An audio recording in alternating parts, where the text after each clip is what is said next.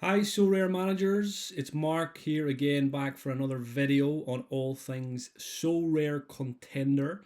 Going to run through a bit of a gallery update as we're currently in the international break, and then I'll come back in a couple of days' time with a video to build some lineups ahead of this weekend's action. No Premier League action this weekend, but plenty of contender action. So I think in the last video, the last player that we looked at was Jan Mateus. So I'll run through what I've purchased since then. I'll show you what I'm doing in limited at the moment as well. And I will bring up the watch list from Sorare Data also to show you which players are on my radar in terms of trying to bring them in over the next couple of days, couple of weeks, hopefully not a couple of months. Hopefully get these guys in the door as soon as possible. So first up, most recent purchase you can see there is Akito Suzuki from Shonan. I also have his teammate Junosuke Suzuki. I put a tweet out yesterday saying two Suzukis is better than one. This is a very highly rated young forward who has not been performing fantastically in the last couple of games. But if you look back there, this is a very capable young performer who can do well in the contender divisions, and who knows where his career might take him. So got him through the door for about £30. He did spike to about 45.50, stayed patient. Price came down during the international break, and I made the purchase yesterday.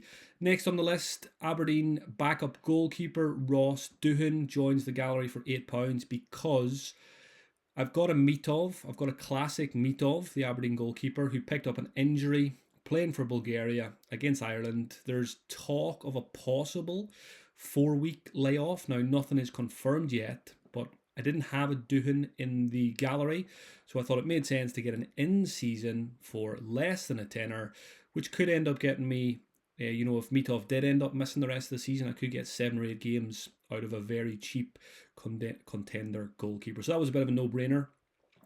Sho Sasaki has come back in. From watching previous videos, you'll know I picked up an in-season Sho Sasaki about a month ago. I then sold them, as I do. If I can make about £20 profit on a player, I will do it. And I've gone back now and purchased him again. And I'll just show you this price chart from Sorare Data. So as you can see there, I sold a show on the 14th of March for £68, and now I've picked one up on the 23rd of March, so what's that, 9 days later, for £36, so almost half the price. So again, it's something I'm always open to doing. I don't just buy a player and hold them for the full season.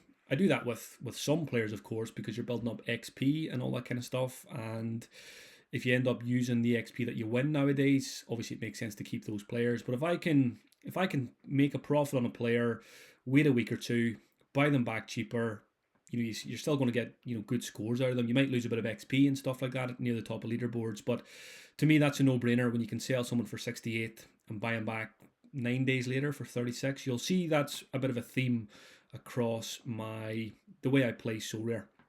Next on the list, the most beautiful man on Sorare.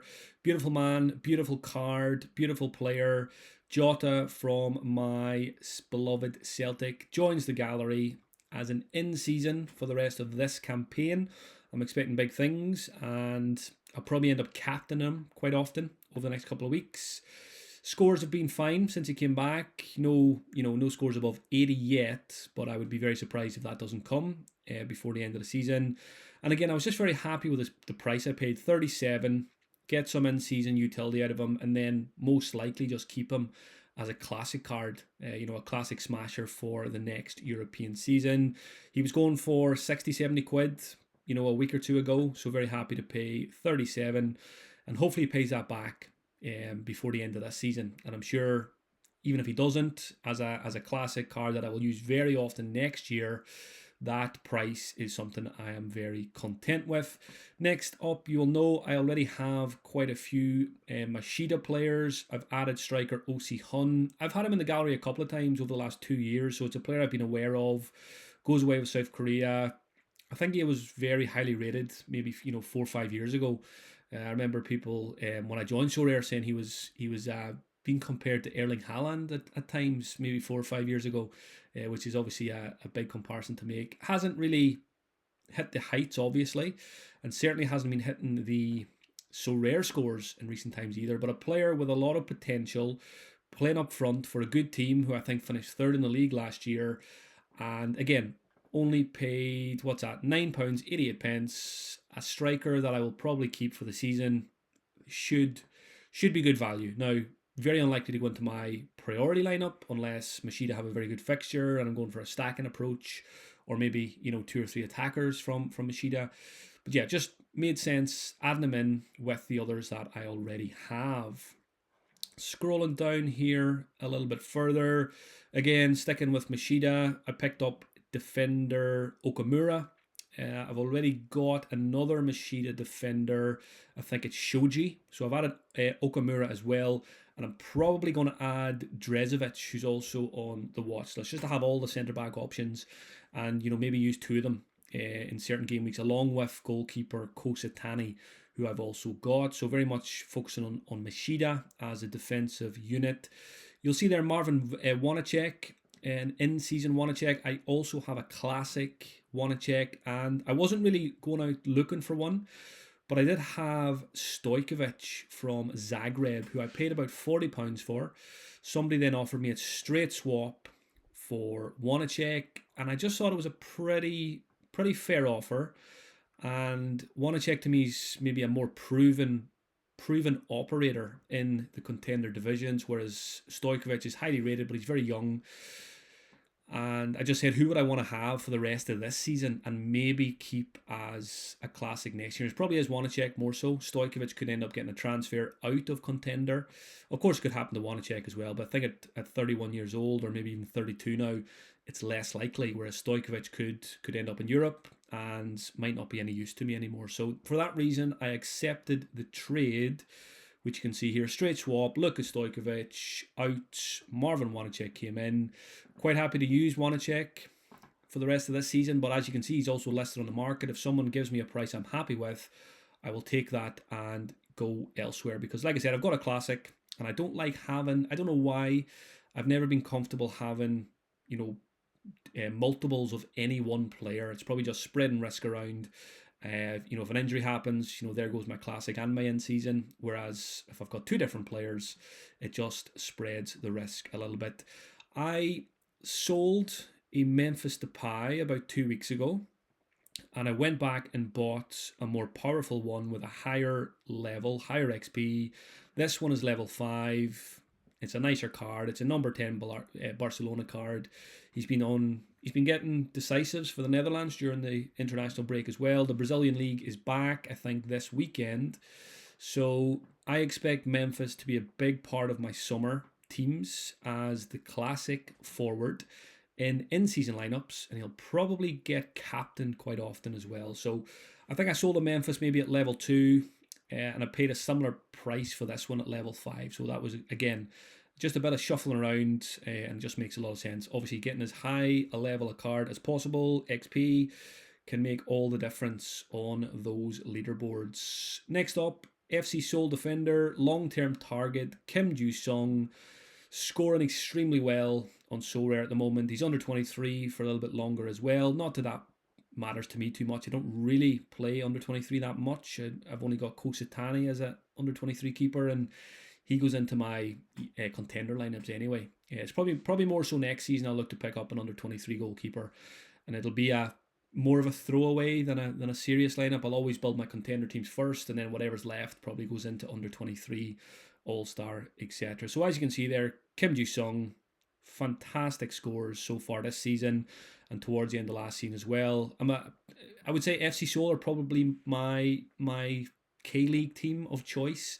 So I've got Choi Jun, I've got Sung Won as well, the midfielder. I've got a classic Ki Sung Young. So I've got quite a few Seoul players, and I'm probably going to end up picking up a few more as well. So good to get him in the door. Again, he was going for about £100. Managed to get him for 70. Expensive, but if I'm going to use him very often this season, which I think I will, I think he'll be captain very often as well, then hopefully that will prove to be good value and I'll get a good return on that. Next up, a classic Mitsuta, one of my favourite players in the J League. He is now at Gamba. I was trying to get an in-season, but there's not many available. Anybody who's buying them, or they're not listing them, so they obviously have as much faith as I do in this player. Scores, if you looked at them, you would not be in a rush to go and buy them. But having been on Sorare for 2 years or over 2 years, I know what this guy is capable of. I've watched every set of J League highlights this season. That's what Sorare does to you. I've spent my Saturdays watching J League highlights on YouTube. They're all free to access. Very good, very fun league to watch. Goalkeepers are safe to say the goalkeepers are not very good, and they make it a fairly entertaining league. Mitsuta has been a standout for Gamba. Good underlying numbers as well. I just jump on, FootMob is what I use, or FOTMob, the live score app. You can jump in there, after a game and just check. I'm just checking the basics, how many chances has Mitsuta created, how many shots has he had, has he taken set pieces. You can get all that stuff for free on those kind of apps. And Mitsuta is certainly ticking the box for goal attempts and chances created so far. And again, I've got a classic to go with. I've got quite a few other Gamba, Osaka cards. If I can get my hands on an in-season Mitsuta, probably 50, 60 quid, maybe even 70 quid, I'll probably do that. So keep an eye out for auctions on that one. Scrolling down here, there is Junosuke Suzuki again. So I've got the 2 Suzukis now from Shonan. I think there's a third Suzuki that plays in that starting 11. So maybe I'm going to end up with a 5-man Suzuki stack, which I'm sure I won't be the first person to do that. There's so many Suzukis in the J League, and of course there's a few elsewhere. I hope I've got 2 of the best ones. Again, Junosuke is kind of in the same bracket for me as Kim Ju-sung from FC Seoul. He's expensive, but he's a very good scorer. He's going to be in my priority lineups very often. As you can see there, loads of 60s and 70s. There's a couple of 80s in there as well. Under 23 as well for another couple of seasons, I think it is, which is obviously going to help keep his, keep his value at a decent level. Not that it matters if I'm going to keep him all season. But he could be a mainstay, even when he loses in-season status at the end of this current season. Maybe he stays long-term as an under-23 player in my gallery. Couple of forwards then. I've got Tono from Yokohama. I've got quite a few other Yokohama guys. I've got Jan Mateus. I've got Anderson Lopez. Now I've got Tono. Scored a fantastic goal in the most recent game week. Picked him up for £22. Have him listed for 44. Just very simple. If I can double my money, I will do it. If not, I'll use them in lineups. Nice to get the special edition number 9 jersey mint, which obviously helps with the collection bonus as well. That played a part, buying him to boost the likes of Lopez and Jan Mateus. Yuki Soma is a player that has really caught my eye in the opening weeks of the J League season. Again, Mashida, you'll see the theme here. I'm holding in on a couple of teams. I've got Shonan, I've got Gamba, Sanfrecce, Yokohama. So my Mashida collection bonus, I'll show you those in a wee while. It's getting towards 3%. It's just around the 2% mark at the moment. So again, couldn't resist the jersey mint for the collection bonus. What did that give me? An extra, an extra 80 points on the collection score, which is very, very useful. Paid £58, and it was a player I was going to buy anyway. So it was a bonus that I got the jersey mint at a price that I was happy to pay. Next up, another Celtic in-season card, Austin Trusty, £26. I couldn't resist the price. He is currently injured. He missed the Rangers game, which definitely impacted the performance and the result because Naroki had to play, because a player who'd only played 23 minutes this season. Absolute disaster because Liam Scales is also injured. Trusty, I'm hoping, will be back, right after the international break. I haven't seen anything on that just yet. He didn't go away with the USA, but hopefully, 2 weeks to recover. And even if he was to miss 1 or 2 more games, if I could get 5 or 6 games out of him at that price, again, he'd probably go into priority lineups quite often as a defender because he can score very well. Maybe even get captained the odd time. Absolutely fine. I've got a classic as well. So I'll probably just keep this in season until maybe the last game or two, and then look to sell them. If I can get 15 quid, 17 quid, I'll take that, and then I'll just keep the classic one for next year. I've got the right back there from Kashima as well. I've already got one, so that's my second one. and that's why he's on the market. I always fall into the trap of not following my own rule. I don't like having double ups of the same player, but then I see one on the market, I can't resist the price, and think maybe I can flip this for a tenner or 15 quid. It hasn't transpired, and I'm just looking to make my money back, or lose 2 or 3 quid on just getting rid of him and then putting that money elsewhere. So I think now we're getting towards where we stopped off last time. I think Jan Mateus was where I need to stop here from the previous video. Picked up Raul Torrente, a centre-back at Zagreb. I've owned him quite a few times. The problem with Zagreb is the centre-backs change around quite a bit. So it's always a little bit scary putting a Zagreb centre-back into your lineups, particularly the Division 1 lineups. But again, I think I paid 9 quid for Torrente. And as you can see, I've already got cold feet on it because I've got him on the market for $13.75. If he sells, fine. If he doesn't, I'll just try and get a good read on the Zagreb predicted lineups, because I do really like their fixtures for the rest of the season. That's why I initially bought Stojkovic. He's now become Vanacek. But I do have Martin Baturina as well from the Zagreb midfield. So Torrente could end up being used this upcoming weekend. So we'll come back to that when we do the lineup building video in a couple of days' time. Ken Higuchi there, picked him up for $250, just very much for collection reasons. I think that was to get me to 100 collection points to get to the 2% from Mashida. Jung Sung Won, again another FC Seoul player. I'm not feeling fantastic about him. I think I paid £51. I've got him on the market for $47.50. I'd probably sell him for 40 if I got an offer for him. I'm not sure he's going to be what I expected. He's been playing a central midfield role, whereas I expect him to play on the wing where he did previously at his previous club. So I don't like him as much if he's playing centrally, maybe not as close to goal. So I might end up losing him and going elsewhere. So yeah, that's it for the most recent purchases since the last video. I will show you now the watch list, and then I'll go back and show you what I've done in limited as well. I'll have a quick look at the collection scores. We might just build very quickly just one very quick team for the weekend, and then we'll do that in more detail in the next video. So, watch list on Sorare Data. Which players are on my radar? The most recently added is Kato, a forward at Sanfrecce. I've got Raul Germain. Kato is a player that can score well, but he hasn't been doing it recently, and I'm hoping that might help bring his price down a bit. So last 4 performances have not been great, but then not too long ago he had a 100, a 60 and a 68. His price has remained fairly high. I say high, £40. Most recent in-season went for 35, but I don't think there's any on the market. So there is an auction coming up today, so I'll probably have a look at that. But then the instant buys are going for 74, which is not what I want to pay. Lavi, I've got a lot of Gamba players already.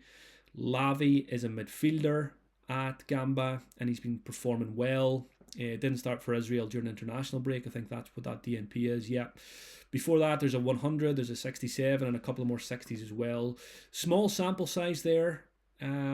But keeping a close eye on Lavi.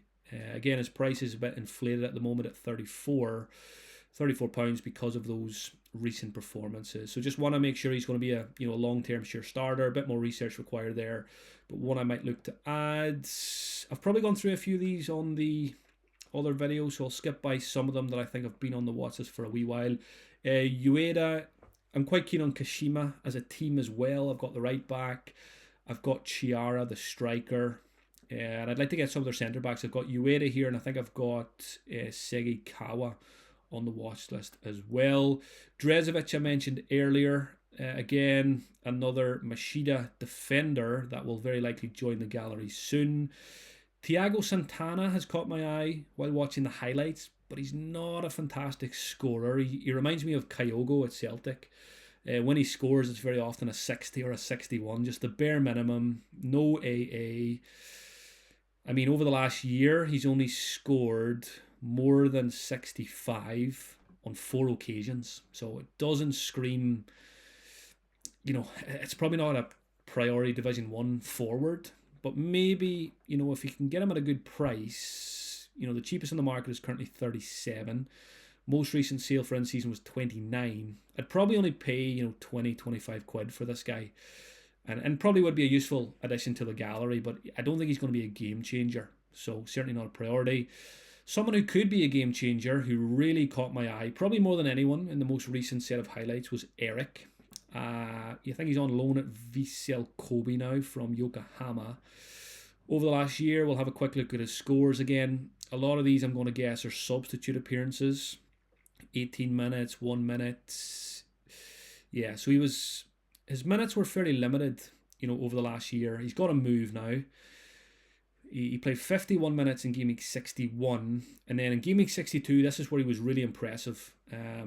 Showed some really good skills in the final third. Basically, defenders couldn't get near him, and I think he scored twice for a 91, and his AA was 21.4. So this is a player I'm quite keen to get my hands on, but the problem is, after a performance like that, it's not easy to do so. There's only 2 on the market, a classic at 46, and there's an in-season there at 48. But it's always hard to go and buy a player for, let's say, 45 quid when, what's that, 2 weeks ago, 3 weeks ago, he was going for £10, £12. But again, I probably want to see a little bit more rather than just, it feels a bit risky to jump in now in terms of his minutes. Although that performance did really, it did inspire me that he could be a very good addition to the gallery. But probably one I'll give a little bit more time on and come back to. Fly through some of these. Yunaka is another Yokohama forward. I've got loads of Yokohama forwards, so why not add another one? He scored a great goal in the most recent game week as well. With Brazil back, I'm quite keen to get a Yuri Alberto. He plays for the same team as Memphis Depay, but I'm pretty sure Yuri Alberto takes a lot more set pieces. So let's have a look here. They seem to share penalty duty. Let me see. Maybe I'm wrong on the corners. Yeah, it does look like it's not even Depay. It's this Garo who's taking the corners there. But of course, a new season is starting, so all this is probably going to change. But certainly Yuri Alberto, if we look at, let me get back out of here, very good scorer. Very, very consistent, as you can see there.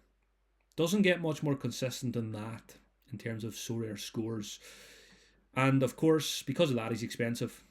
Cheapest on the market, £73. Most recent sale, 56. And of course, this is going to be a classic card.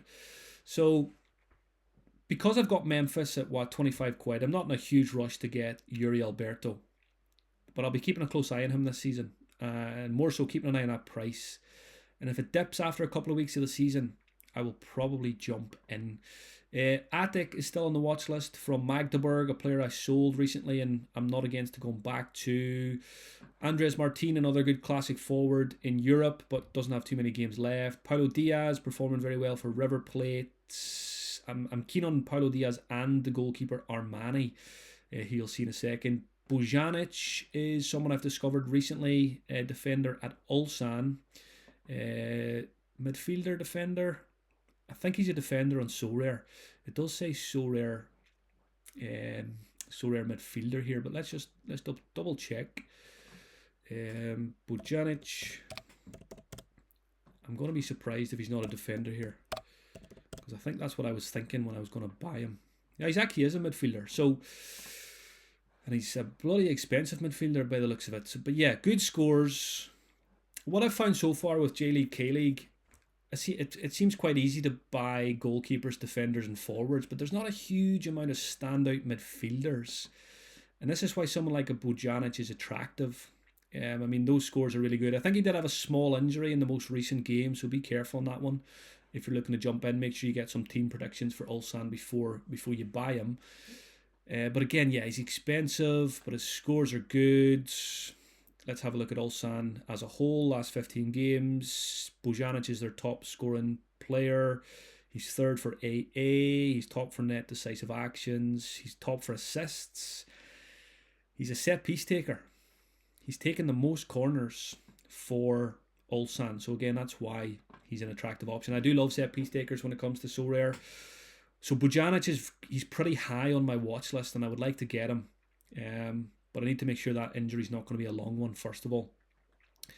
As a Manchester United fan, Marcus Rojo, nice to see him popping up these days with some very, very good scores. Back-to-back 100s after a 95. His last 5 scores, it doesn't get any better than that unless you're someone like Ezekiel Barco. Price at the moment, if I was buying a Rojo, I'd be looking to get an in-season. Most recent sale, £41. I would be tempted. I actually see my friend there, a good friend of mine, Empty Walrus, has picked one up for 48. I'm quite jealous of that. So instant buys are the only options at the moment at £60, and I don't really want to do that. Don't really like buying a player when they've just put in 5 massive scores, because chances are the price will come down, the scores will come down, and you can get them cheaper. But Marcus Rojo at Boca Juniors, I need to own him soon. Santiago Sosa has been on my radar for quite a long time. He's been injured, but now he's back. As you can see there, a player capable of scoring pretty well, but his price very rarely comes down, I find. His classic cards are midfielders, his in-season cards are defenders. Instant buy at the moment at 70. Most recent sale 65. So there's not actually that many in-seasons out there. What's that? Seven managers own. Actually, 6 managers own him, because Alberto 00 has picked up 2 of them. Again, a player I'd really like to own, but price at the moment is going against me. There's Armani. I've had a classic Armani for ages, and I sold him, I think, during the Argentina off-season. I definitely regret it. I should have just held on to him as a classic goalkeeper. But I'm quite keen to go out, splash the cash on an in-season. Look at these scores. He's absolutely smashing it. And if I buy an Armani, he'll just automatically become my default number 1 priority goalkeeper most weeks, unless River have a difficult matchup. I went in for an auction last night. I put an auto bid in before I went to sleep. I was hoping to wake up to an Armani in the morning, but I did not. Let's see what that auction finished up at. I mean, the cheapest on the market is an instant buy at 142. So it's quite hard to get hands on a Franco Armani at the moment. So this is the one I went for. Robin van Persie won the auction. Is that the Robin van Persie? That would be pretty cool. I think I bid £88 at the time I went to sleep. I was the highest bidder, and I knew I probably wouldn't get it, because as you can see, recent sales 110, 117. So the one last night went for 107. So yeah, I'm willing to pay £80-90 for an Armani. Maybe I'll even stretch to 100, because it sounds expensive. 38-year-old goalkeeper. But over the course of this season, as an in-season goalkeeper, I think he would really strengthen my lineups. And sometimes you just have to go and pay the big bucks to get the scores, to get the rewards. You know, it's all well and good penny pinching on goalkeepers in particular. You know, I've got a couple of Scottish goalkeepers recently in season for £14-15, but realistically, they're not going to move the needle, and they're probably not going to win me anything. So, you know, rather than buying 3 or 4 cheap goalkeepers for 25 quid, probably better just go and buy someone like Franco Armani and get the rewards that go with that. So Armani, again, quite keen to get there. I'll fly through a few more of these. Likewise at River Plate, I'm trying to get a Montiel. He's injured for about 3 weeks, but I'm hoping that will be an opportunity and the price will come down. Who else is here? Jasir Asani, another midfielder in the K-League. Jesse Lingard, a forward from FC Seoul, I'm keen to get, but he's expensive. Bruno Lamas, I talked about previously, had a classic, sold him, regretted it. Would like to get one back to go alongside Cecilia, who I have. Anderson Oliveira, a forward at Suwon, again expensive, cheapest on the market, £100. Segigawa, along with Ueda. And finally, James Rodriguez, Club Leon. His team have been kicked out of the Club World Cup, so that might affect some of his utility, depending on what Sorare do for the Club World Cup. So that's the watch list, which is ever-changing. I'll update it again on a video in a couple of weeks' time when there has been significant changes. Let me now quickly show you my limited setup, and then we'll build a very quick lineup for the weekend. So in limited, I've been doing similar things. I have, obviously, as a Celtic fan, I've got a full in-season Celtic collection. You know, they're all at 5%. I picked up actually the first time I picked up a Schmeichel a couple of days ago. I've been lacking a Schmeichel all season. Just didn't want to pay 40, 50 quid for a limited goalkeeper, but I got one for 13. He's got 7 or 8 games left. Nice special edition as well, or a neon edition, Christmas edition. I don't even know what that is. But Schmeichel comes in for the rest of the season, and then he obviously becomes my go-to classic goalkeeper with my other Celtic cards for the next Scottish Premiership season. Jota's back at Celtic. He's also back in the gallery as an in-season card as well. Again, just quite happy to pay a tenner for that one for the rest of the season. And Nicholas Kuhn. So those were 3 that I didn't have in the collection, and now I do. Likewise with Rare, because of the possible Mitov injury, I've paid 60p for a Ross Doohan. That might get me 4, 5, 6, 7, 8 games, and he might go into some of my lineups when Aberdeen have a good fixture. More importantly, I have been picking up FC Seoul. So basically, I've kind of got 3 in-season approaches in limited. I've got Celtic, I've got FC Seoul, and I've got Gamba. That's the route I've taken. And I've got my Celtic at 5%. I've got my Seoul at 3%. And I'm pretty sure I've got my Gamba boys at 3% as well. And I'll probably leave it at that. It's very hard to go from 3% to 4%. 250 points is a lot.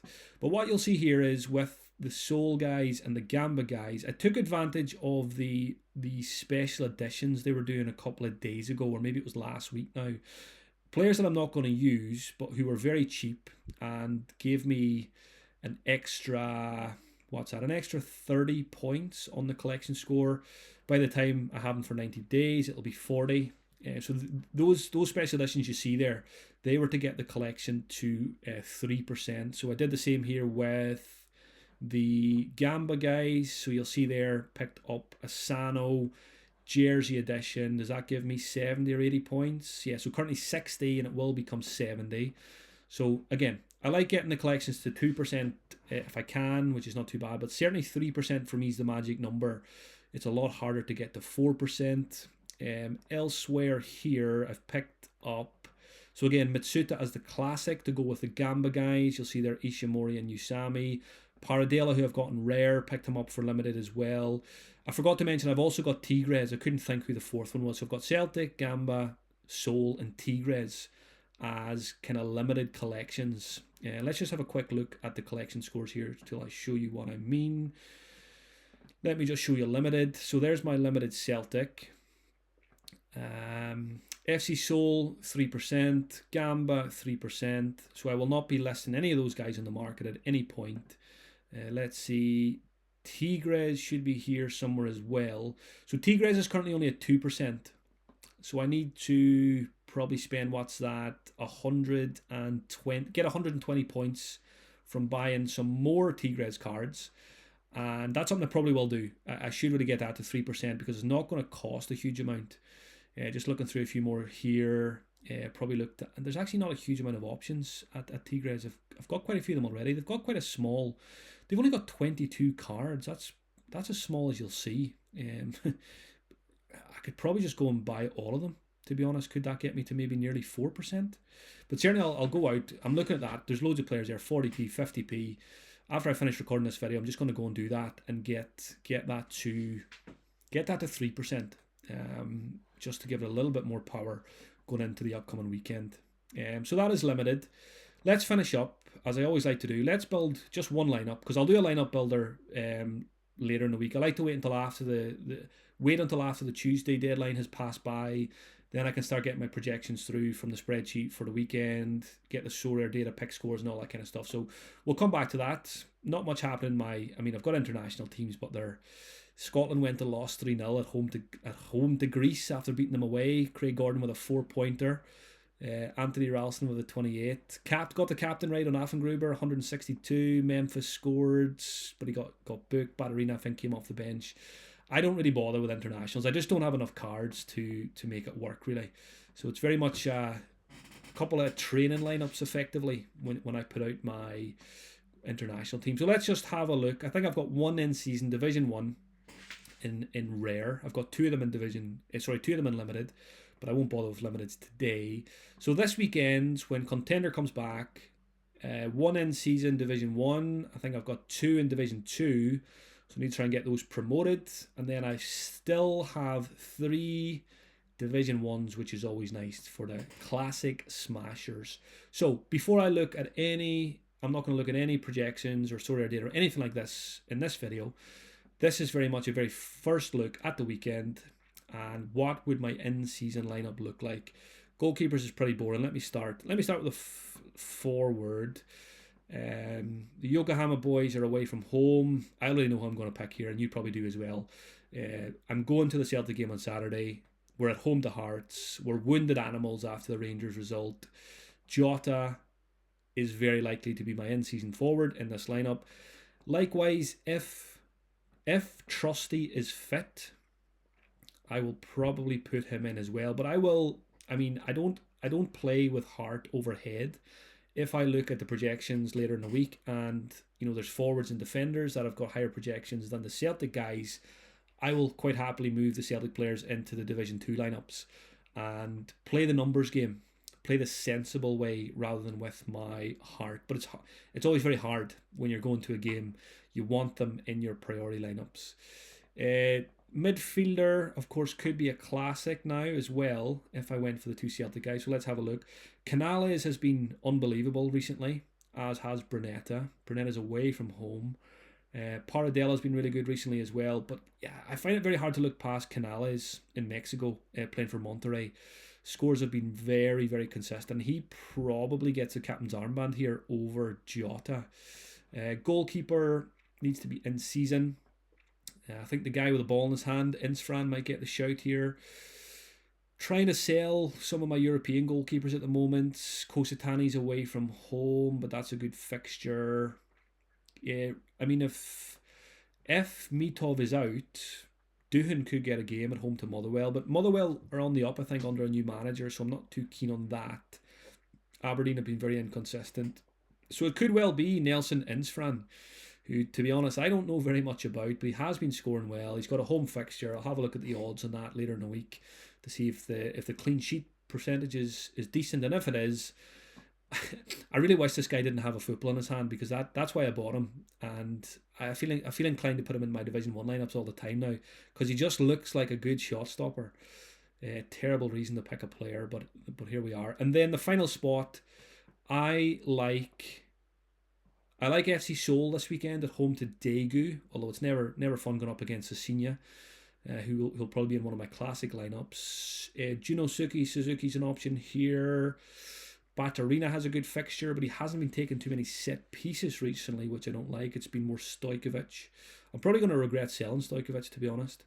Sho Sasaki's an option.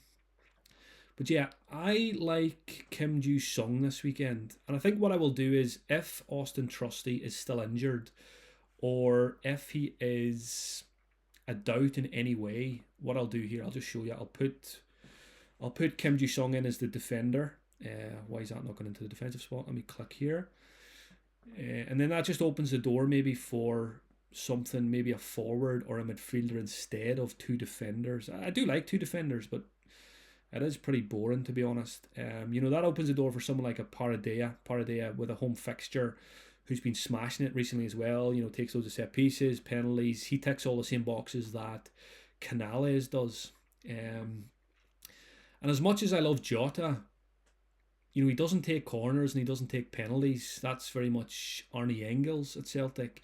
So when I look at projections later in the week, I don't expect Jota to be my number 1 suggested forward. And as much as I love the man, I might need to put him into a Division 2 lineup instead. So maybe the Celtic guys don't make the Division 1 lineup.